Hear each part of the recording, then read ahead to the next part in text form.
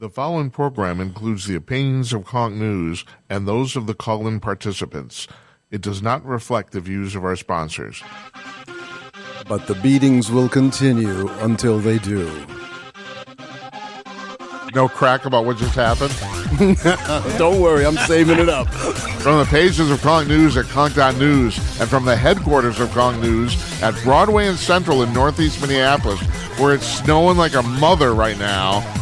Welcome to CONK News Weekend, your alternative Sunday show for the weekend of April 15th to 18th, 2022. I'm Jim Peters, the editor-in-chief of CONK News. Around the big broadcast table here in our newsroom is Tim Conaway, CONK News contributor. Yes, bless you all on Holy Thursday. Don Zorro, CONK News contributor. Hello. And from Joplin, Missouri, Larry Newman, CONK News contributor. Hi, Larry. Hello. You sound good, Larry. When you sound good, you look good. You look good? Oh, absolutely. Yeah, that's kind of what I figured. I got a couple of really handsome guys with me, and I got on a screen at the back of the newsroom. I got Dana Lash, my girlfriend. Oh my! I know. She's looking rather fetching today. She is. She always looks fetching, Don. So yeah, I want to fetch some of that. And I like the way underneath her it says "Quick 5," and I said, "Wow, she's talented." Over what period of time? I'd like. Oh my to know. God! It's like, someone injected some humor? It's like holy buckets. So I just got a couple reminders here. A couple announcements. Those of you who listen to our show on Blog Talk Radio Monday, Tuesdays, Wednesdays, it's been renamed. It's now called CONK News Daily, as this show is called CONK News Weekend, and we post that as a podcast the following morning, Tuesday, Wednesday, Thursday. This show we post as a radio show pre-recorded on Thursday afternoon at 4 p.m. Central, 5 p.m. Eastern, and we also post it on Fridays, and then on Fridays it's posted as a podcast, and it's way too goddamn fucking complicated. Yeah, it's just fun. This is when you press your rewind button, folks, and just get that one sentence at a time. Just come to CONK.news every day and look at the newest thing. That's the easiest way. And you'll be informed, right? Yep. Because we are the greatest news aggregator on the planet. Or as Jim Peters would say, on the fucking planet. I'm sorry. You know, I know people think I'm forcing this, but I just talk like a sailor and always have. Folks, this is true. He's not kidding. No, I know I have a very, very, very, I have very bad, I'm not, it's not good. It's not good. No one wants to know me. No, nobody. So today we play the CONK News game as we always do. This is a little different. We have from the Daily Show. We have a panel here. Usually it's just two of us for the Daily Show, either Hank or Tim or me. Well, between the three of us, we rotate. And so this is a panel discussion. And so we play the CONK News game. I throw out a bunch of topics. The panel responds at the end. We all get participation trophies because we're all special. And today's participation trophy, and I shouldn't do this, but I'm going to, it's a Dianne Feinstein bobblehead. So, oh my God, is she still around? Well, not only is she still around, she's making the news, Don. We're going to talk about that. Okay, yeah. I have missed this. So, yeah, you didn't miss that. And I'm going to throw this out just to start. Today, 157 years ago today, John Wilkes Booth shot Abraham Lincoln in the box at Ford Theater. You know, something that I found out from that O'Reilly killing Lincoln thing was I didn't realize what a celebrated actor John Wilkes Booth was. I mean, he was the kind of I don't know who you'd compare it to today, but let's just say Johnny Depp, okay? This is Matthew McConaughey. In terms of some, right. Somebody like that. I mean, he was a big deal nationally, and I never got that because, of course, I learned about Lincoln's assassination in school. So why would I learn anything that was important and contextual? Because that's a big context right there. If you had an assassination, God forbid, of a sitting president today, it would, in order to be tantamount, it would have to be somebody like Kevin Kline or somebody like that. He was a big deal. Did it mention in that book that the 17 months before the assassination, Lincoln saw Booth perform at Ford's Theater 3 times. I wouldn't be surprised. Yeah. I wouldn't be surprised. He was at all. extremely. You're right. He was an extremely popular actor of the era, and that was one of the big time venues. And the president saw him regularly. And apparently, in the last, can't remember the name of the play, but in the last appearance he made, he did a monologue from the stage, and he was talking about something about Southern tragedy or something, and it directed it toward the presidential box. It was pretty obvious to Lincoln that he did not have a fan here. Well, basically. the worst thing that happened that night, I remember some stupid reporter comes up to Mary Todd Lincoln and says, "Well, aside from that, Mrs. Lincoln, how was the play?" Is that really true? No, I'm just yeah. It's just my favorite horrible joke. And we are That nothing. would happen now, though. Yes, exactly. Yeah. Yes. Yeah, go ahead, Larry. A man of few words, but he always nails it, man. That's funny. You're a very funny man, Larry. That was a good book. That was a good book. Yes, excellent. Yeah, so forgive me because I'm a conspiracy theorist. Did you read Killing Kennedy? Yes. All right. Yes. I don't buy the fact that Lee Harvey Oswald did this. Do you guys buy it? Yes. You do, huh? Yep. No. Yep, I do. Well, he did. But he wasn't the only one. Well, okay, so that's a whole nother right. So you're getting to what I'm talking about. So right, okay, all right. Yeah, he was manipulated, but he took Yes, the he shot. was. Yeah, but yeah, there were a whole lot of people involved in that.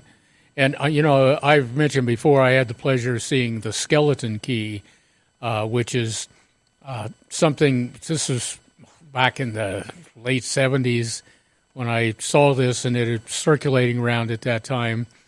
But it's the Skeleton Key links like all these major events and all these major players in the world in this grand conspiracy. And the Kennedy assassination was part of that. But this is a treatise, right? It's written, right? Oh, Chris? yeah. Right. Yeah. This and so I mean, it connects all these things, without providing the evidence or the framework. Yeah, you could kind of buy it if you didn't look at it deeper than the words on the page, but none of these things that come up like the Skeleton Key, these conspiracy theories, arise wholly out of thin air. There are reasons to suspect more and more, and I think it's generally accepted that there were a lot of people involved in the Kennedy assassination. We've just never been able to exactly pin it down, and it was never thoroughly investigated at the time. Nobody really wanted to get into. Well, it was pretty obvious in retrospect, at least I think. The Warren Commission's primary task was to make certain that Lee Harvey Oswald did it alone. Right. They weren't interested in any real investigation. And then the 78, people keep forgetting about this. There was another commission in 1978 by the Senate, and they determined it was a conspiracy. That was actually on the record, but everyone seems to ignore that. What was the political predominance in 78? Was it Republican? No, Congress? Democrat. It was Yeah. Democrat. Yeah, strongly Democrat. Yeah. Okay. Yeah. Because Carter was president then. So he had a supermajority, you're telling me? Carter had a supermajority? I think he did. I mean, this is off the, I'm pulling this out of my rear end, but I honestly can't remember. But I think, until like the early 90s, the Democrats pretty much completely had it in the bag. Yeah, because Reagan, I think, dealt with a Tip an O'Neill. opposition. Yeah, the whole time. A lot of drinking behind the scenes. Well, all those Irish guys together. Are you Yeah, kidding that's me? true. Reagan No, and Tip O'Neill. I know. And then there was Clinton and Newt Gingrich, and apparently there's this apocryphal story, which Clinton has said is actually true, that they went to some bar when he first got inaugurated, and they're sitting there drinking, and Newt just tells him, well, he says, it's my job to destroy you, right? So, okay, so it's just business. He knows Business the game. as usual. Yes, exactly. Yeah. Yeah. Well, and the good thing about that was that There was a time when it was just business. Now these guys, I mean, if somebody says, I think that's teal, and somebody on the opposite side says, no, I think that's lake blue, then they start calling each other traitors. Yeah. It's true. Just savage. No, there is something about being able to completely separate it. I mean, it's like, Clinton's a big boy, and they're both professionals, and they're sitting there. Yeah, okay. Hey, Larry, tell us a little bit about, tell me anyway, because I really know so little about it. Tell me a little bit about Southern politics. What's that like? Southern politics is rough and tumble, especially you get south from Missouri. It's pretty much, for a long time, was controlled by the Democrats, and right. And the Democrats coming out of the Civil War are the ones with the Ku Klux Klan, right. and all of that other stuff, and the clear up. Well, Johnson was a member. Back to what we're talking about on Kennedy. So Kennedy didn't do a lot of things that the Democrats liked because he was pretty conservative, what you would now call a Republican. He'd be a Republican today, so, yes. Follow-up question from Zoros. Tell us about Blue Dog Democrats, which were basically conservatives. And so you have liberal Democrats and conservative Democrats, so how come they're not joining the Republican Party? I think you're going to see a lot of changes with all of the Democrats resigning from Congress. They're getting the heck out of Dodge. Larry, I'm sorry. From what I understand, this is no longer a contemporary phenomenon. The Blue Dog Democrats are largely historical now, right? That doesn't really exist anymore, does it? That's correct. Yeah, that's correct. Well, look at every vote in Congress that we have is every single Democrat, with the exception of one or two in the Senate, but every single Democrat in the House votes the way the party tells them. To me, that's just an amazing thing when you've got that many people who have different opinions, but when it comes time to vote, they tuck their head and they vote the party line. I don't remember ever seeing it where it was this dramatic. Right. Yeah, they're all puppets, and they are afraid because the party controls who's in. And this is my problem with party politics, and particularly with these two cemented parties that we feel, the world feels we have to have this two-party system. And of course they've rigged it to be in the favor of these two parties. But, if anybody speaks out against the party, as you say, if they vote differently from the party, they might not get funded for the next election, and the party will find some other puppet. So not only that, but a new Republican representative going into Congress is basically told on the first day, this is what you're going to do, this is how you're going to do it, or you're going to be buried in the back row and never see the light of day. Well, if that's the case, then you have to, I hate to say this, God, this is like acid dripping off my tongue. You almost have to give AOC and her little squadlet their little credit because they have bucked a lot of the Democrat thought, even though they've come pretty close to being the ones that have led the Democrats off the cliff. You have to kind of admire the fact. Do you remember what was this guy Paul Wellstone? Oh yeah, from yeah. Minnesota. He was the original AOC. I don't think he was as nasty. Not at all. As these people are. This horrible Rashida Tlaib. Oh my God, what a horrible person she is. And Cori Bush. Yeah. Who's the guy from New Jersey? Is that Cori? No, that's Cori Bush is a she. Yeah. Well, there you go. Yes. No. Well, no, it was the idiot from who used to be the mayor. You're of transphobic, Newark. aren't you? Yep, clearly. Who is that idiot? Oh, I don't remember his name. Corey. It is something Corey, but anyway. Oh yeah, it is Oh, yeah. Corey.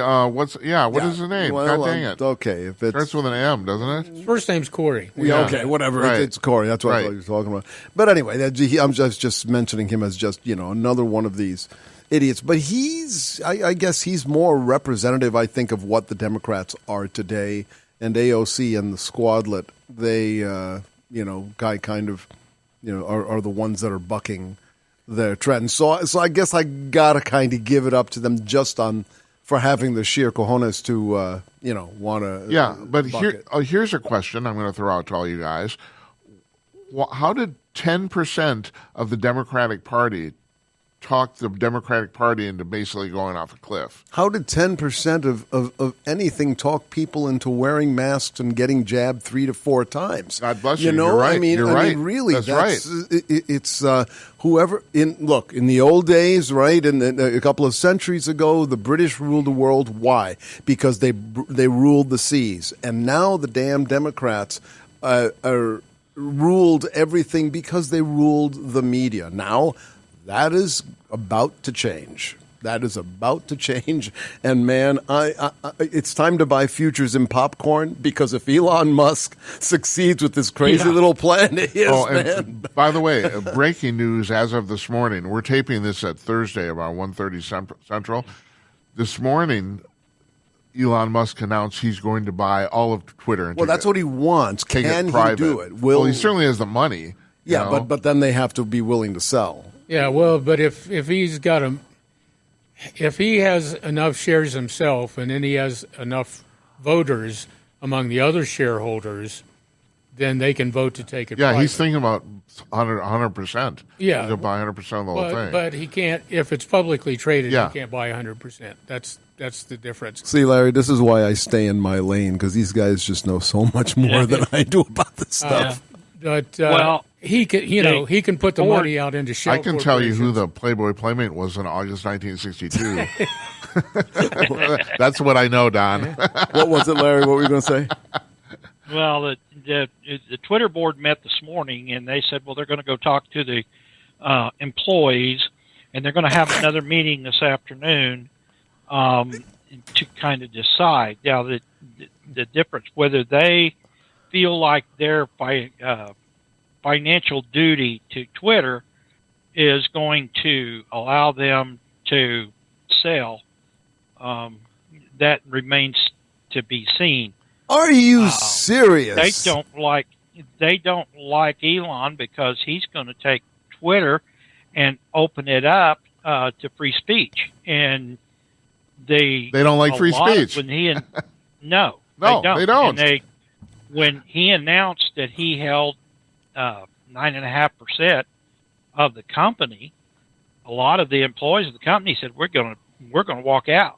Brother, you just made my head hurt. I swear to God, you just made my head hurt. Since when did any management or owners ever decide it was important to consult the employees? When did that happen? Welcome to the 21st century, Don. Holy crap! You're right. It's because, nuts. like Larry says, that they'll threaten to walk out, and yeah, really, I know. So that's right. The problem with modern management is got this idea that they can't replace these people. Oh my God! It's really, really weird when it's absurd. Yeah, it's absurd. Because I have been in management situations where the crew, the places I always got sent to, or just because of my good luck, went to work at places where there was a serious problem. And the serious problem was manifesting in different ways. And in a couple of places, it was a very toxic group of employees that were making it difficult to get things done the right way. And let me guess, Tim. That group Congress? was not that large, was it? Well, in one case, it wasn't very large. In another case, it was a big body of people. It was, huh? But, the idea of let's get rid of all of them and replace them, it's like, oh, we couldn't do that. That would just cause so much turmoil. And I'm saying, I'm here because you said you needed to. You've got turmoil. That's right. I'm part of the company that I work for is currently looking for a new head, and so I was talking to some people outside the business, and they said, so, are you guys, are the employees going to have a say in this? And I said, I don't want a say in this, because if this guy goes south, I won't want to have anything to do with it. And I said, I want this to be their decision. Their success, fine, I'll ride the wave. And if it sucks, I want to say, hey, it wasn't my fault. Right. Well, yeah, I mean, most employees want to, they want to have a good manager, but you don't let the employees hire the manager. What were you going to say, Lair? If Elon Musk buys all of the shares, he can take it private. Right. He says that's his goal. That's what he's saying, right? Mm-hmm. Yeah. Yeah, and I would say Elon Musk won't care. You're not going to get on board with Why what do you he think wants, he's doing it? He doesn't care. That's right. Yeah. There's a few million kids coming out of college and trade school every year that have studied computer tech, and they all need jobs right now. They're either staying at home with mom and dad's and playing video games, or they're working at the car wash. So there is not any problem in replacing it. As a matter of fact, couldn't you even make the argument, but maybe that's what they're so afraid of? I think a lot of these, I'm going to say it, kids, a lot of these kids realize they're replaceable. Yeah. They don't. They're basically, it's not, they can say ostensibly it's to hold on to their quote unquote corporate culture. But yes. I want to read something. Scott Hall, Scott Moorfield, a writer for townhall.com, he wrote this morning. He said, restoring free speech to the world's most important social media platform, is the most consequential thing you will ever do in your life. He's talking to Musk directly. Not electric cars, not rockets, not being the world's richest person. This. Yeah. Yeah, it's what you do with That's all correct. that money. It's what you do with all that money that really ultimately matters. Yeah, but Don, it's basically what you do anyway. This is the thing, and Hank Reardon's talking about this all the time.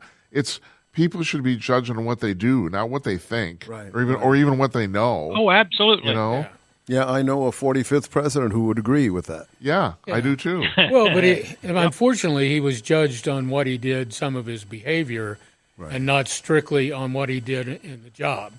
And because the presidency is now a personality contest as much as anything else, if you behave what is perceived badly, in a public sense, then that counts against you more than what you actually achieve. But how did we get to the point where half of the public is primarily concerned about whether the president's quote unquote nice? You know what? Why don't we talk about it on the other side of a break? Because my brain is all over the floor. I got to pick it up and put it back inside my skull. Yeah, I love it when you help me. Thank you. Thank you very much. We're going to take a break, folks. Believe it or not, we have people that sponsor this piece of crap. And and we're going to play some of their sponsorship messages for you now. So stay tuned. 2 minutes.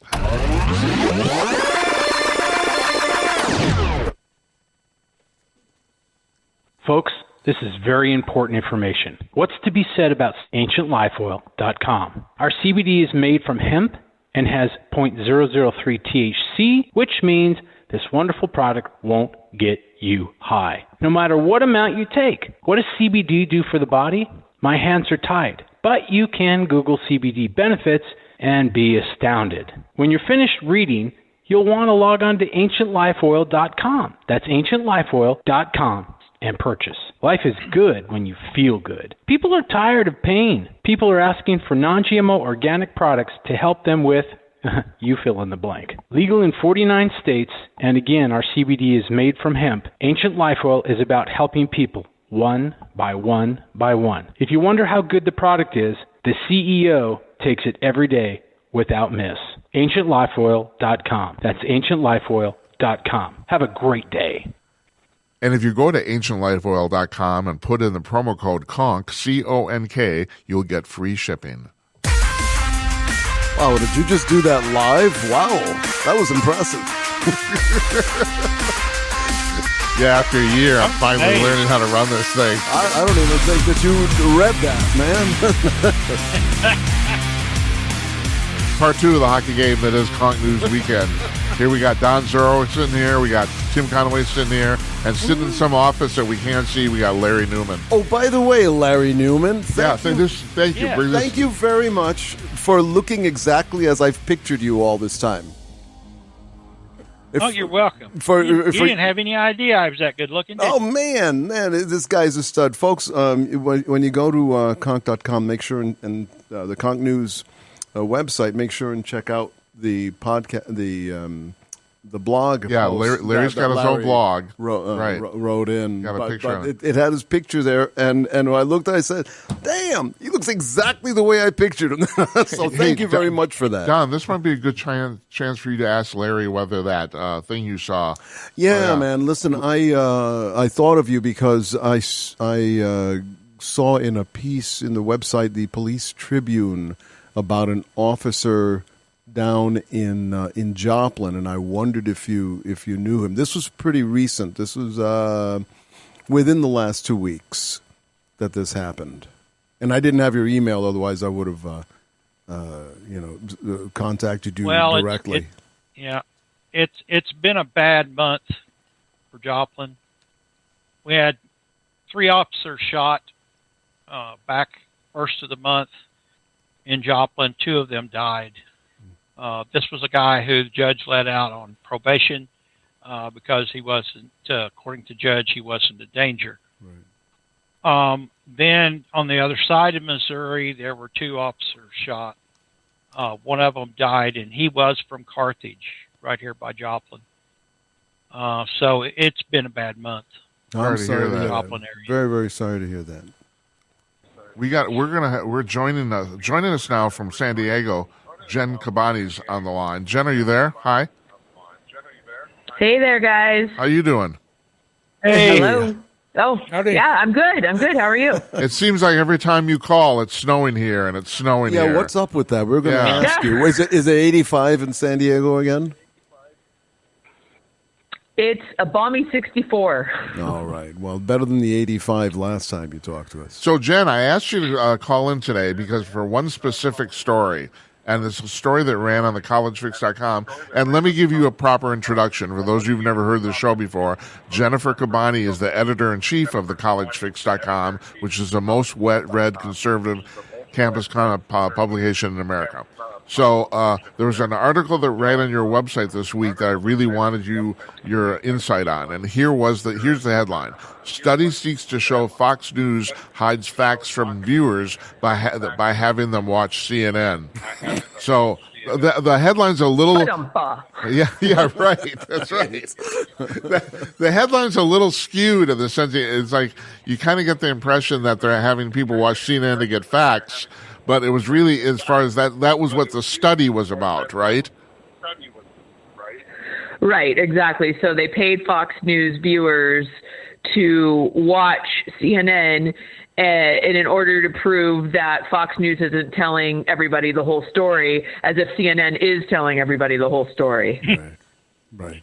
And this, they were surprised by this. What? I mean, this study seems bogus. No, look, let me just say, they wanted to see what happened, but our argument to them was, okay, how about you take MSNBC viewers and have them watch Fox and see what happens? And basically they said, well, we didn't have the budget for that. But, Hello? You still there, Jen? Yeah, well, it sounds like you were going to say something. Yeah, I don't understand why they didn't do that. That would be a more direct comparison. I mean, and one thing that was brought up in this article was basically it was like a confirmation of the fact that CNN is skewed liberal. Well, here's the beautiful part of it. They were paying these Fox News viewers like $15 an hour to watch CNN for a month, and then the minute they stopped paying them, they all went back to Fox News. Well, yeah, that makes perfect sense to me. Good Lord, how much of punishment can he take? Listen, did you check out what John King said? I believe it was yesterday about this whole subway shooting. Did you hear how he referred to the shooter? You know what? I didn't. I didn't hear how he referred to it. No. He referred to him, and it was like the words just caught in his throat when he said, and it seems the suspect is a black gentleman. And, I actually do know a lot of black gentlemen, and I think they would rather bristle at this bastard being referred to in this way. I mean, call me crazy. But I just cannot stand. I've heard this from a lot of folks out of New York. You know why? Oh, I know exactly why, but go ahead. Okay, because the left doesn't believe that black people could be racist. Exactly. That the guy is a black nationalist, or that they could be criminals, God forbid. And it's that he would actually resort to giving the guy an honorific instead of a pejorative kind of label. Well, they're basically the left media has been tripping all over themselves trying to figure out what to call this guy. Yeah. Who was it? Somebody just put together like a montage of these, the way that these news outlets referred to this guy, they wouldn't. Yeah, and they just refused to refer to the fact that he was black. Yeah, that's the really weird part. People are this guy's on the run. They're looking for him, and they refuse to mention his skin color. They got no problem referring to them as Latinos or whites or Asians, but when it comes to being black, what do they think that like black people can't handle the idea? Yeah, there's probably Apparently a handful that can't, but I think the vast majority of black people in this country want to know if there's a criminal who happens to be black, for God's sake, for the purposes of identification. Right, you need to identify he is somebody. out on the run. Right. Good Well, Lord. I think the correct term is Well, not only that, but it was like race was a kind of a motive for him, so it's relevant. Absolutely, yes. Yeah, but the correct term is POC, person of criminality. Yeah. Oh, excuse us. My God, I'm sure Larry's. Larry, you still there? Yeah, I get smoke coming out my ears. Yeah, that's why I figured. I figured you did. Yeah, this guy's a murderer. I don't care what color he is. Absolutely. I don't care anything else. The guy murdered people, and he needs to go away. Yeah. And I'm No. shocked. It's. I mean, just when you think that they've reached the nth degree of this clownish behavior, they go and it's really. So we're not going to describe the guy now because you can't handle the fact that he's some sort of protected minority when people's lives are at stake. This guy was found eating at a McDonald's. Yeah. He was sitting at a McDonald's when they found him. Good Lord. Yeah, well, he had no guilt. He clearly intended to do all this harm to people. He had a racial motivation for doing all the harm to the people. But yeah, we have to tiptoe around all of that because we don't want to offend the sensibility of a bunch of people who talk about shit and are the people who never get anything done. They're the hungry mouths that, if something bad happened, if it came down to some crisis or catastrophe, they're the people who show up the door with nothing but hunger and no ability to help out in the situation. Yeah. I don't know. It's like it's getting more and more ridiculous, just like you're saying, Don. Yeah, it does. You don't know where the tipping point is going to be, and I think you were talking about that yesterday on the show. They said, well, there's got to be some point of saturation. I'm saying no, there is not. There is not. Yeah, I think maybe in some cases there is now. One of the tipping points is going to be the elections in the fall, because a lot of people are not going to support I hope they don't support the sitting Democrats. I think there's going to be some big changes coming out of that. But also, in this stupid waste of time over the tiny, tiny minority of people in the world who are actually transgender, even Caitlyn Jenner, formerly Bruce Jenner, had come out and said Leah Thompson is anathema to the whole idea of sport. the idea of fair play and sportsmanship and honor and integrity. So you got the transgenders turning on each other now. That's usually the end of the shit show. Hey, So- Jen, can you hold on for a second? Can you stay on the line? Sure. Yeah, go ahead. Go Yeah. ahead, Don. Oh no! I was Okay. actually going to direct a question. Well, to, I was to I was Jen. there, I was going to say that the thing that came out in the news kind of dribbled through in the last week, which is the stuff we like to talk about that never really comes, that Nora's never talking about at the top of CBS News, about the fact that a whole bunch of Democrats have kind of come out quietly in the last few days with the realization that they're going to be completely slaughtered. Yeah. Yeah. So Jennifer, And every single metric seems to point in that direction too. this is why I wanted to ask Jennifer. So it's been a couple of months now since I last asked you what you're seeing in the colleges, and if there's any change at all in attitudes, however subtle. Okay, regarding the election, regarding Democrats versus Republicans. Attitudes about people is there anybody starting in the student population is starting to question their beliefs? I mean, I know that's a long shot, but are people starting to examine their beliefs with a possible effect on these upcoming elections? The only thing I've seen sort of resonate a little bit is the inflation situation, because that hits the poor college student, and they're like, now, hey, wait a minute here. Where's my free cell phone and my, my utopia I was promised? So I think sometimes when it actually hits them personally, that's when they start to scratch their heads and think, maybe he's not doing that great of a job. Jen has the professors in the legacy media does a good job protecting Biden and his agenda, but I think the inflation thing sunk in a little bit. At the very least, they're not going to be super motivated to get out and vote for Democrats. this Fine. term. That I saw a poll on that too. Apparently, it was Rasmussen or something said that Republicans are way more energized to vote than Democrats are, significantly. Yeah. And I just want to point out, Don, isn't that cool? I asked Jen to stay on the line so you could ask her a question. Our minds are connected. You just have to admit it. You should have married me. It's the vulcanized mind melt. That's Of CONK News. That's correct.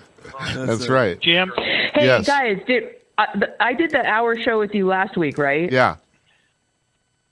Was that last week? Yes. And we had a bet about whether SNL would spoof Yes, and Biden. you won. And two were like 4-2. Who won? You won. I lost. won! Yes.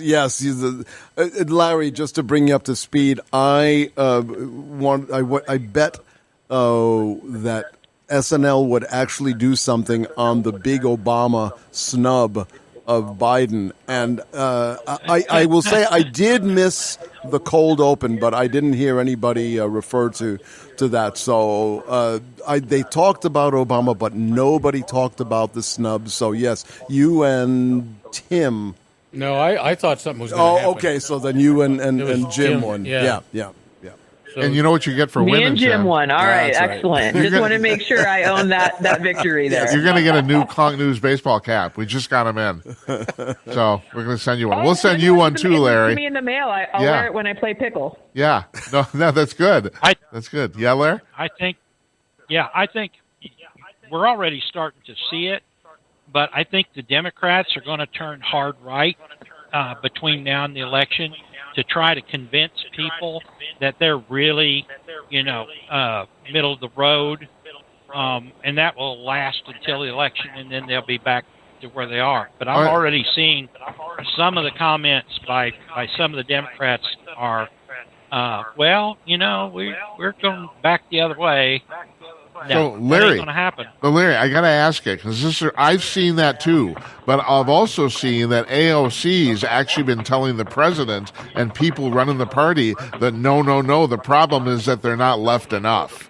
There's still a small percentage of these people who are absolutely convinced that all their ideas will solve the world's problems and that everyone will agree with them, which I find amazing. And you're absolutely right, Jim. It's a small percentage. Even the last election, it was a small percentage, but people are tired of it. They have stubbed their foot on a rock and fell over, and it's going to come back to bite them. Well, I'm curious to see if anybody else has had the same experience that I did. Now, when Trump lost the election, and That was Biden in the sauna, you was, mean?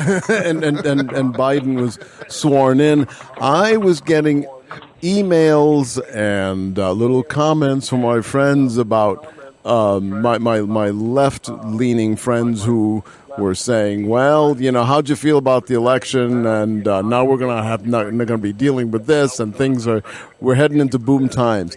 Let me tell you, all of those folks are now very, very quiet. Yeah. They are sitting around looking at their shoes, and I don't hear a blessed thing from any of them. Don, here's the worst thing. The worst thing anybody said, and it still pisses me off about the fact, well, now we'll get some adults in the room. Oh, yes. No, what we now have in the room is the high school student council. That's what we have in the room I would now. like to have a sock with manure in it every time I hear somebody talk about the damned adults in the room. Oh, right. my God. My God. Yeah. It's like, no, Yeah. you kick the adults out of the room. Exactly. It's like, Jesus. It's like, we'll fix this, man. Electric cars, and it's like, go to hell. Like, that's what I get. Yeller? Yeah. You talked about the snubbing a while ago. Obama snubbing Biden. Yes. Okay. We haven't seen Obama for 4.5 years. Okay.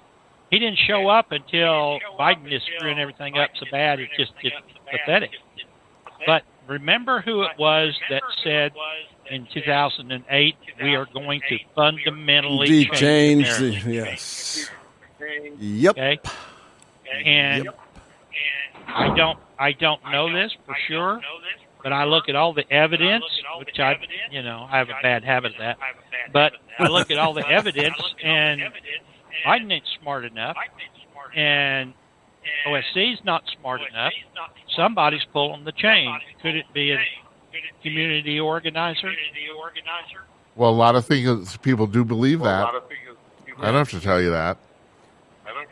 I have a question for Larry. So, talking about doing our own little kind of informal polls. So when you bring somebody in who's jumped bail, do you generally ask them, so by the way, how do you feel about Biden? No. That doesn't come up in the conversation? No. Well, you have to understand the people that we deal with in the bail, okay, they won't tell you the truth about anything. Oh, well, this is true. I want to get back down to what you were talking about your liberal friends. Now, you and I have different jobs, but I know you, and we both live in like uber liberal worlds. I'm completely surrounded by liberals wherever I go, except here when I come to work. That's it. Yeah. And you got the same thing going. Yeah. It's like I say, you got a lot of people that aren't really that interested in talking about politics anymore. Whereas they would get up on the rooftops and shout their hatred, shout about how we needed an adult in the room, all that stuff, how everything was going to be so much better. And look, you make sure and keep track of the gas prices, make sure and keep in stock market, and then check it out in the next few years, and look how everything's changed. Well, damn, they were right. Everything's changed. Oh, yeah. A lot of changes. Do you guys still get calls from telemarketers? I do, but political ones. Well, Hey, hold on. Before you go on, Larry, I want Jen, I want to ask you, I've never actually asked you this before. In your social life, are you pretty much surrounded by liberals too, or where are you on that? In my social life? Yeah. Yeah, just I your don't have regular. one. I mean, Sorry to that's a good disappoint you question. guys. That's a good question, though. I mean, the people you hang with are pretty much conservatives, but when is the only time you really come into contact with the left is when you guys are out doing your interviews and things like that. I mean, I have a couple of friends from college who are liberal. Most of my family's, conservative. Certainly, I cover liberals constantly in my life, but Right. I'm lucky to just be surrounded by a large family who all agrees with me. See, So your Thanksgivings and Christmases and all that are fairly peaceful then. They are, yes. well, just as long as you give big gifts. You gotta give them a big gift. That solves the problem.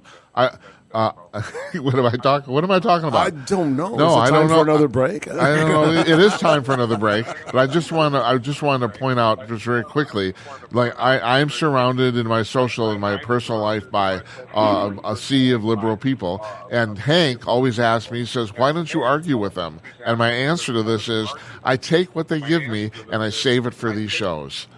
That's what I do. Because you'd be arguing all day. That's the answer. That's right. And That's the first thing. You know, Right. who needs that? Honestly, who That's needs right. that? That's right. It's enough. It's a channeling of energy. Yeah. You understand that? Yeah, especially Mr. Conaway understands that. He's a Yeah, well, I've got two worlds. I'm involved with a lot of creative people, a lot of people in media production, and they all tend to be liberal, and but not all of them. Let's say that 90% of them tend to be liberal, and then I deal with a lot of people in community service organizations and that kind of direction, and they all tend to be very conservative.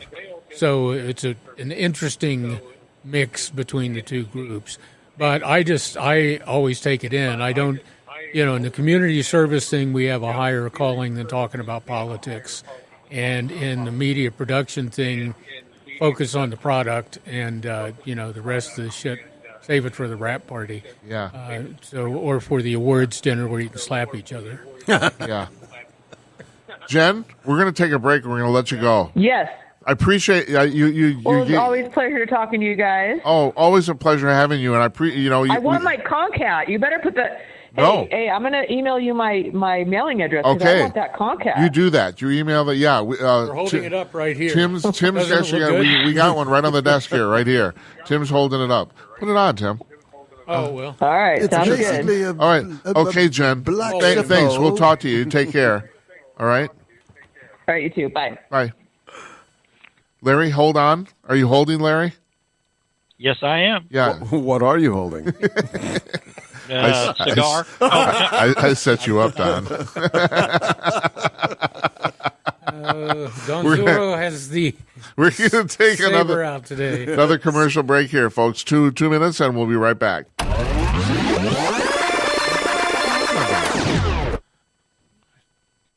You'll save money by using our products and services. Have you heard that undocumented claim about 1,000 times?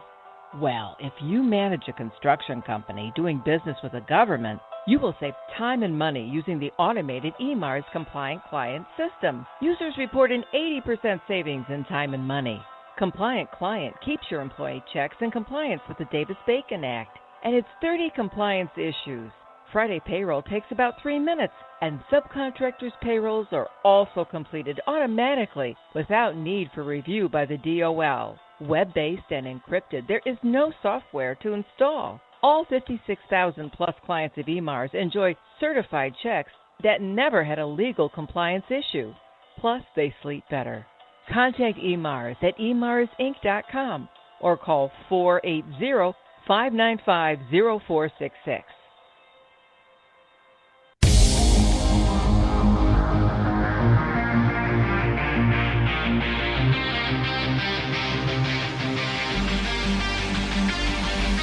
I got to push the buttons, otherwise no one can hear. Period 3.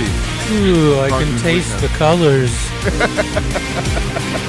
I can smell the colors. What is the name of that cross-sensory phenomena that people have? I have a little bit of that. It's called peyote.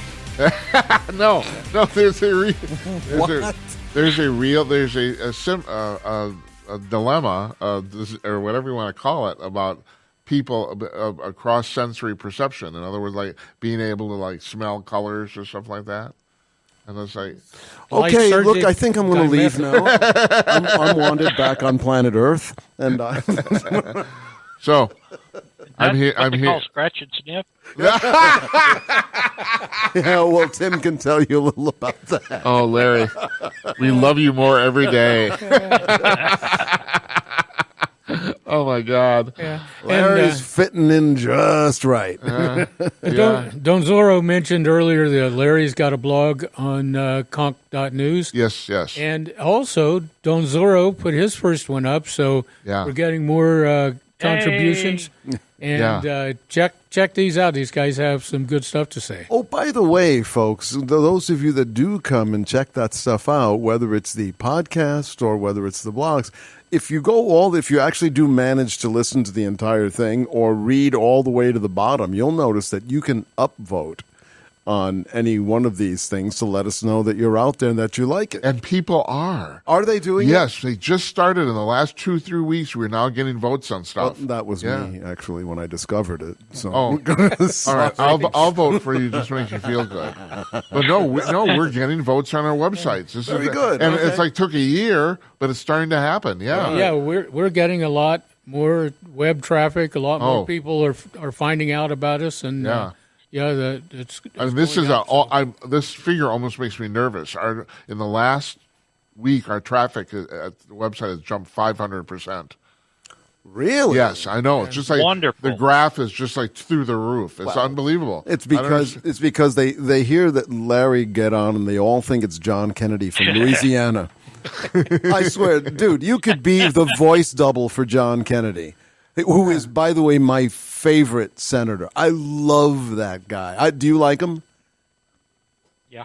Yeah. Yep. Yeah. Yep. Yeah. He's just so damn funny. Don, I never thought of that. You're right. No, absolutely. No, I love him Larry's too. a voice But double. he is a voice double, But yeah. John, I have tremendous respect for him because he's got that. You know, the other guy that was like him but was on the other side of the aisle was the Klan dude, Robert Byrd. Robert Yeah. Byrd. Robert Byrd was famous for being able to spin yarns and kind of tell the story with a Southern eloquence that nobody else can copy in this part of the United States. This is something that is uniquely the domain of the South. But like I say, it was from the other side of the aisle. And so God bless John Kennedy for being a voice for us with that same kind of wit. And every time he gets on, I say, oh, hey, honey, come on, you got to listen to this. John's on. Now, I'm going to use that for a segue here because Mr. Byrd was quite old and left the Senate at an advanced age. And we were talking about this earlier. Dianne Feinstein is 80 years old, and apparently she's now suffering from really severe cognitive decline to the point where people are saying you can't really work with her. It's like she can't really do anything. And So she's going to become president then. Yeah, that's right. Yeah, well, that's where they're running. You know, Hank and I talked about this the other day on the live daily show that I'd read a very good editorial comparing the term limits, the idea of term limits to the Gong Show, where on the Gong Show you had these acts come on, and then there were a celebrity panel, and if the act was really terrible, the somebody on the panel got up and rang this big gong to signal that was the end of it. And we need to signal the end of these guys. And I unfortunately I didn't write down the percentage of people, but the number of people who've been there 25 years or more, the number of people who've been there 35 years or more, the number of people who've been there 40 years or more, you're looking at almost half of Congress that has been around for that long. Yeah. And some of these people, Feinstein, who's never any good for the country, and Pelosi, Mitch McConnell. Schumer. Schumer. All of these people that have been, 40 years in this job, that was nobody who was among the founders of this country thought, well, in those days, life expectancy wasn't that long. That's right. But no, it wasn't. But more importantly, they didn't think anybody would make a career out of this. That's the reason there aren't term limits in the document. Right, because they thought it never occurred to them. People would do this as a public service. Right. They would get paid for it, but they would do it as a public service, but it wouldn't be their sole source of income. And because they would be coming from agriculture or commerce or legal field or something, that they would bring that experience and that knowledge into it. And that's the Southern thing that you're talking about.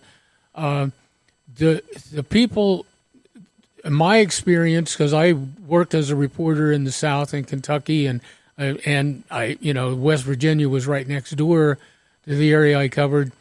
Those people are much more in contact with what's going on in their area than I think the big East Coast guys who deal primarily with their donors from the big corporations and stuff. It's a different world in West Virginia and Kentucky and Missouri and Louisiana, these places. And yes. So you get a whole different kind of representation. But even so, 25 years is too long. It's twice as long as it should be, Tim, to max. to your point here, I had a friend of mine, an uber liberal friend of mine, say to me 2-3 years ago, while Trump was president, of course, and he was literally bemoaning all the little people who are voting for Trump who don't know what the hell they're talking about and what they're doing. And he said, how come it does? I'm quoting him. How come he doesn't occur to all these people that they should let us? And when he's talking about us, he's talking about the quote unquote educated class. And I think he actually even said that they should let us, the educated class, run things because we know how to do it. It would be to their benefit. And I'm thinking, my friend has had no experience fucking doing anything. Yeah. You're talking about these people in West Virginia. The thing is, you can go on about being salt of the earth, all that sort of stuff, and that all may be true, but the reason they know what they're talking about is because they actually do shit. Right. Yeah, well, you have to in order to survive. Right. Exactly. You have to be part of it. And it's the little people, whatever this guy wanted to call them, who were voting for Trump were saying the government isn't representing what we need. We're paying a lot of taxes. We're not getting stuff done that's important. We're getting all these silly social programs that don't help anybody. The other part of all this social and cultural programs is they're all urban, metropolitan. Yes, that's right. Kind of things. They don't take into account the millions of people who do not live in those environments. Yeah. They live in medium to small towns. They live in agricultural areas. They work in industry. They're not all sitting in tall office buildings. They're working in, light industry. They're working railroads. They're doing all those kind of jobs. They're not all that stuff means nothing to those people. It has no impact on their lives, no benefit. Yeah. So I have a statement and a theory, and you tell me what you think about the theory. So you're a very good-looking man. That's not a theory. That's proven fact. First of all, so Larry, check this out. There's the Zorro plan, and the Zorro plan is that if you run and win for the House, you may serve 6 terms, giving you 12 years. Let's say you're a really successful politician and you decide after that limit of 6 terms, you can run for the Senate and you can do 2 terms, again, for a total of 12 years. So your total that you would have would be 24 years. That's the Don Zorro plan. Now, the other theory that I have is the reason that these people stay on ad infinitum, besides the fact that they like the notoriety and the money and then the press and all that stuff that they get, is that on a practical level, I think that everything takes so long to do that something that should have taken probably a year to get, after you go to committee and you do all that jazz, probably takes a couple of 3 years now. So these folks, if you're in Congress for only for only 1 term, well, you're probably not going to see the culmination of whatever it is that you decided to. But you're a generous to man. bring up. I'm a cynic. I still say the primary reason they're there is because, as the great Mel Jazz said, who you don't know, it's a really good job. yeah. But and having said all that I just did, I recognize the wisdom that the founding fathers had when they all wanted things to take a while for a reason. They wanted us to be measured in terms of what we do. They wanted to give us time to think. This was not an accident. They did this on purpose. But anyway, do I have your vote, gentlemen? Yeah, actually, Can I get yes. at least the vote? I got the Southern vote. That's all I need. I've always thought that exactly the same thing you about the term limits. If you're really successful and you can put together 24 years in the House and Senate, God bless you. But that's it. That's it. Absolute, Why do you absolute need more? maximum. Why do you Right. need more? Those are good things, and yeah, the Continental Congress was or the Constitutional Convention that created our current Constitution. They, some places should these be 1-year terms, and in other places should they be 7-year terms, and so they worked out something because they did want to give people time to do it, but they didn't want to give them a whole lot, a whole lot of time.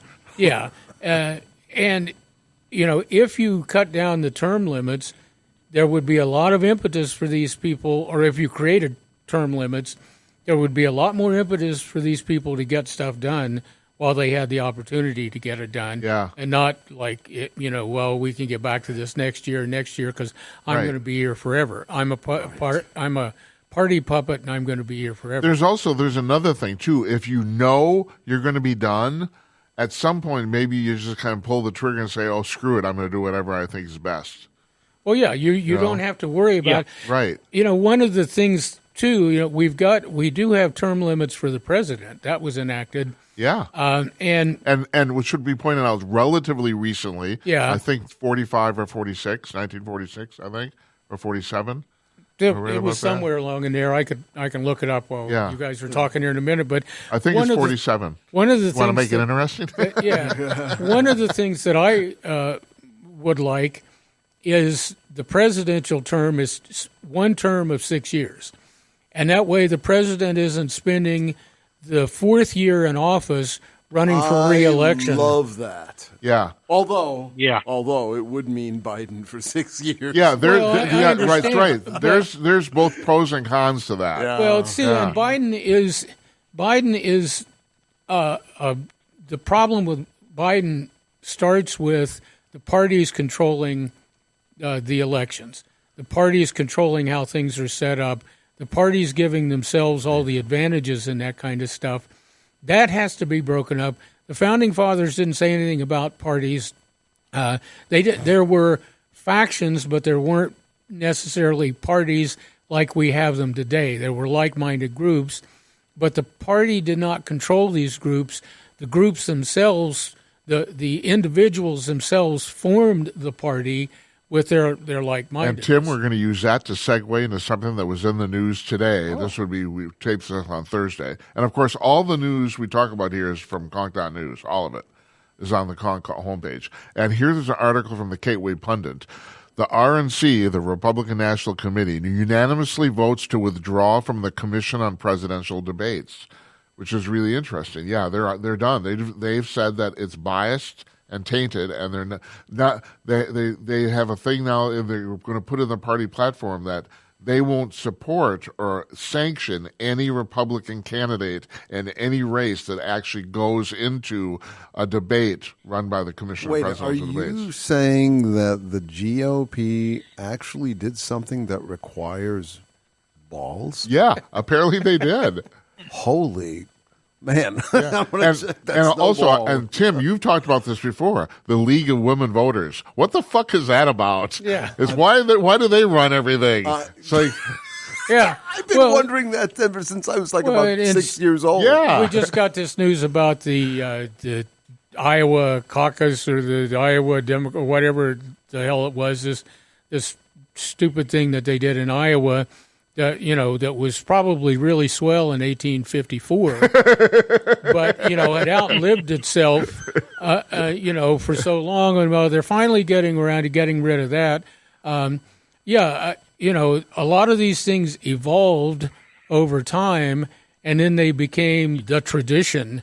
This is how you always did it. But like so many things, well, we've always done it that way. And, is it good? Well, I don't know, but we've always done it that way. So that must mean something. Well, not necessarily. But, you can understand why people fall into this. And this is an example I always use. The Roman Empire existed. Even the new, quote-unquote, Roman Empire was 1,000 years. So if you're 980 years into something, it's really hard to start to think, this is all going to fall apart. No, it isn't. Yeah. It's been around fucking forever. Why should it fall apart? And yet it does. Yeah, because everything changes. Yeah. In fact, the Constitution of the United States was changed, Amendment 22, when no person shall be elected to the office of the president more than twice, and no person who's held the office of president or acted as president for more than 2 years of a term to which some other person was elected shall be elected to the office of president more than once. That was ratified on February 27th, 1951. 51. I was wrong. You would have lost some serious coin on They it. probably started it in 46 or 47. They probably started the process. I know. I owe everybody a CONK hat. Yeah. You too, Larry. You just You're getting one. You just should have said it during Truman. Yeah, I thought it was right after FDR died, or relatively. Well, speaking. yeah, that's when the whole idea started, because he would have been, if he hadn't, he would have been in forever, and so. And the 25th Amendment regarding incapacity of the president, that's from like 1963 or 4. That they put in after the Kennedy assassination, I think. Well, then it would have to be 64 for sure. 20. We're watching Tim look something up now, and this makes for real exciting audio presentation. Exciting audio presentation. Because the 25th Amendment was ratified on February 10th, 1967. Okay, I was close.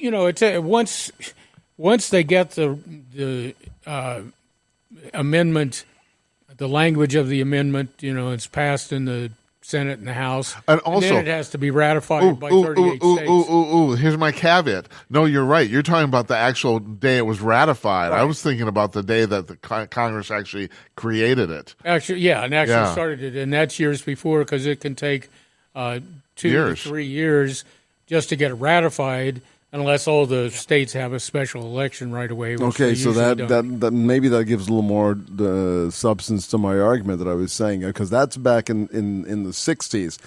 Imagine now. I mean, I think it just takes forever for anything. Well, but then again, when you're talking about or ratifying something for an amendment, which is a huge, huge process. But Don, as a principle, I think you're right. Democracy is set up to be messy. Well, as a general. I mean, it is. Yeah, I don't think there's any other way around it. No. There's just no other way. Yeah, and it's set up to allow disagreements, and to allow for, there need to be compromises made, and people today who are in Congress, and also I think a lot of times in the White House, forget that they're working for the people of the United States. They're not ruling the country. They're not rulers. They're servants of the country, and that they're all looking out for themselves, and they're all looking out for the next election instead of doing what needs to be done for that. All this stuff that Manchin is doing is incredible, because, I mean, he is not only not going along with the plan, he's coming right out and saying Biden has done a terrible job with inflation. And Biden, the Biden administration and the federal government failed to act properly and at the proper time. And he's, thrown away this idea that it's all related to Putin. So he's coming out directly opposing the Biden line of the thing, and is not giving any indication that he's not going to run for re-election, or he's not, that he's given up on that either. But where is one guy? Where are the rest of them? Yeah, Larry? he is in Manchin is in West Virginia. You talked about that a while ago, Tim. West Virginia is one of those places where you better stand up and say the right thing, or you're not going to get elected. Yeah. His constituency, if he towed the line with Biden, he wouldn't make it the next time. Well, he knows that. Let me ask you, Larry, what would be so bad, citing what you just, regarding what you just said, what would be so bad if he decided to flip and became a Republican? Is that a loss for him then? No. So what is he so invested in being a Democrat? I don't get it. I honestly don't get it. A few years ago, it would have made a difference, but what I'm seeing is more and more people are starting to vote for the man and not the party line. Back in '98, I was chairman of the Republican Party in a very heavy Democrat county, and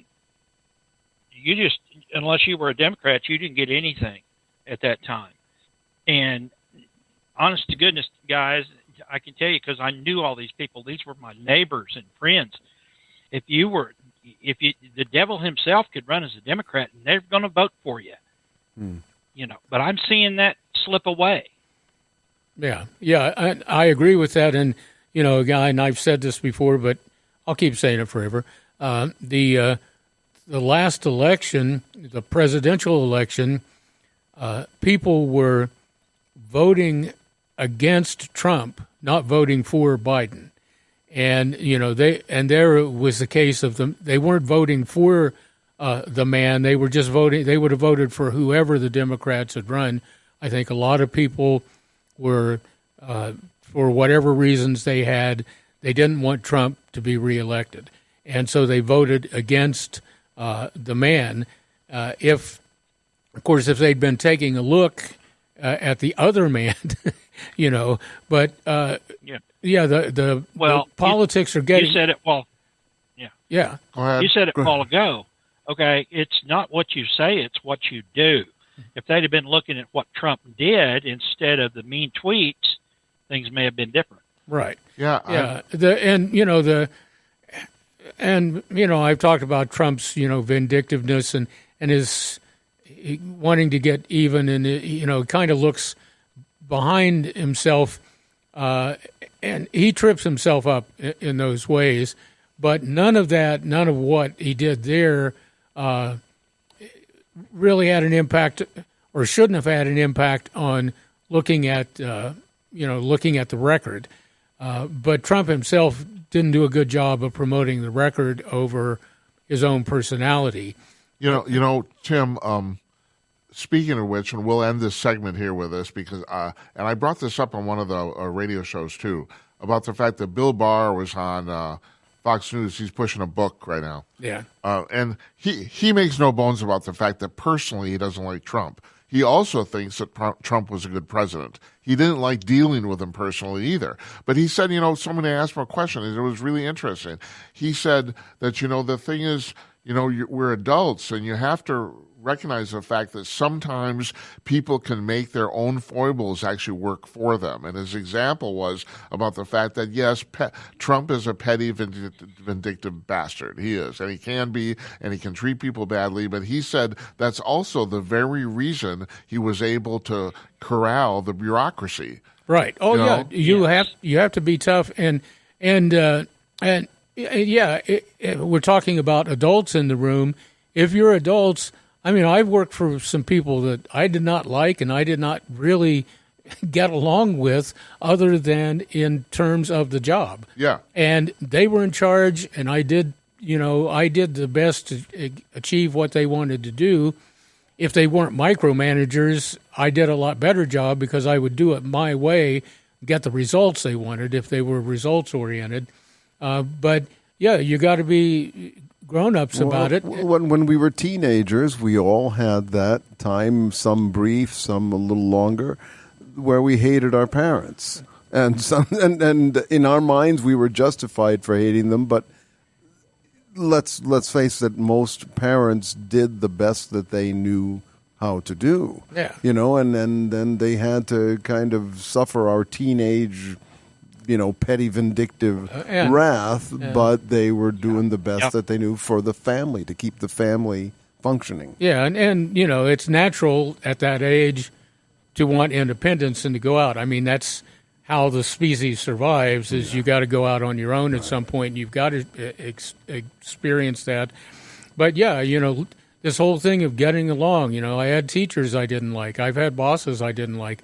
I've worked along, with people in my same management level that I didn't like or get along with, or wouldn't have got along with personally.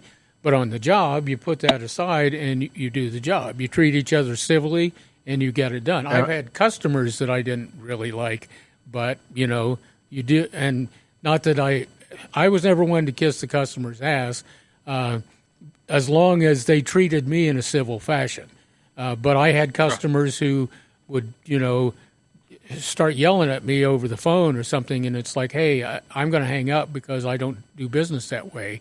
And then we get back the next time we talk, we're doing business. Yeah. And but that's a grown-up decision to make and a grown-up conversation. Well, also, there's a converse, too. We've all known people who are fantastic human beings who actually completely suck at what they do. Yeah. I mean, it's like, Yeah. But the whole like- Americans, we have this thing, and Joe Biden doesn't fit either of those categories. Brilliant. That's And with that, we're going to take a commercial let's break. take a break, man. We're going to take a break now. We'll be There the goes last my one. goddamn head again. We'll be back.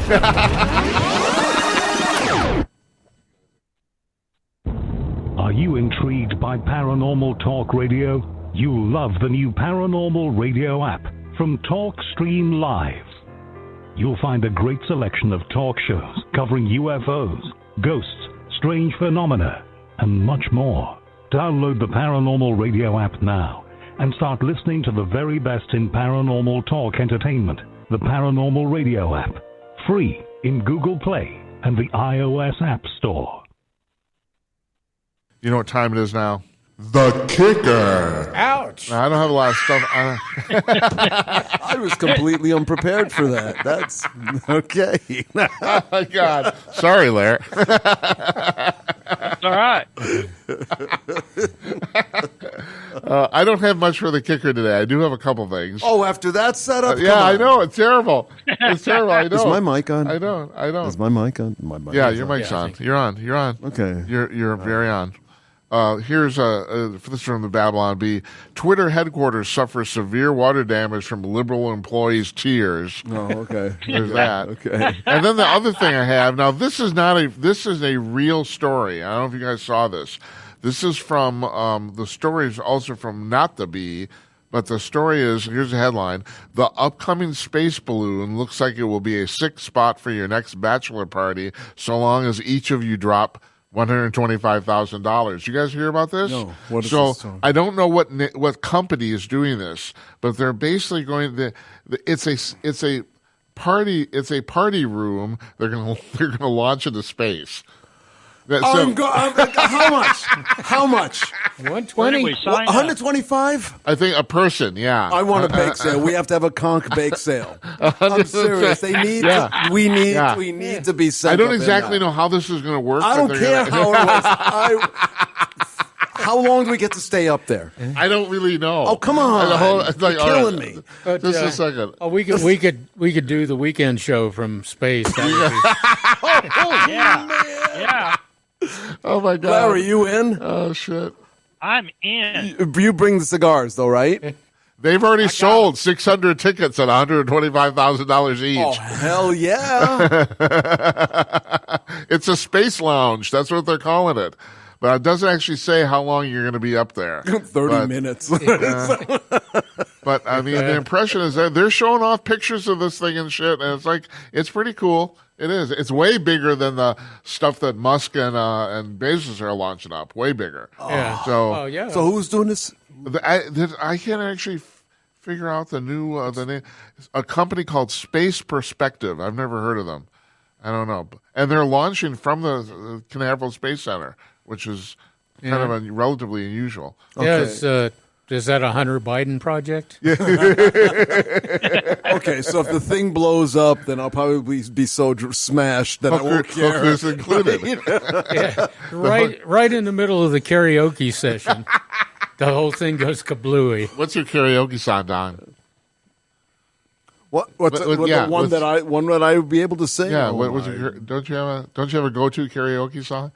I didn't know that was a requirement of being on this show. No, I'll it isn't. reread the It isn't. contract. I'll tell you, mine is Super Freak, because there's no worse song a white guy can sing than Why that. is it I have no idea what this guy's talking about? You don't karaoke? You never. No, I know what karaoke is, but these Rick James, Super Freak, Super freak, super freak, super Yeah. freaky. Yeah. Sometimes I get girl dancers to dance behind me. Yeah. Yeah. You're using words I don't understand, okay. and they All right, frighten me. Okay, I'm sorry. Don did know Bon Jovi, though. You Yeah, knew that. I know the name. I know Yeah. the name. Yeah. Okay. Yeah. Well, okay. good bass line on that. Living on a Prayer. They had it replaced. Prayer, yes. That's what I read on the Wikipedia. I read everything on the internet's true. You know that, right? That's what Lincoln said. That's right. That's right. That's right. Hey, Larry, thanks for joining us. You're welcome. You're I had a good. great time. Sometimes we got to get you here in person. We're gonna put you on a plane and fly you so you can sit here with the boys. And we have snacks. The official snack of CONK News is the Cheez-It slime. We have all sorts of different ones, like the snaps. And the official drink is the Canada Dry Ginger Ale, which most of the boys like warm. We surprising are going me. to wait until the snow is over. It's not snowing down there, is it? God heaven, no. No. Good. Yeah, no, Good. but yeah, here that might be another month or so. Oh Jesus, it's just crazy, crazy. Folks, we'd like to thank you for listening. Thank you. It's a pleasure to do this, and we really appreciate your listenership, and we appreciate your viewership. You can get all the news you want all the time at conk.news. Now, I'm just going to, it's just confusing, so I'm going to confuse you.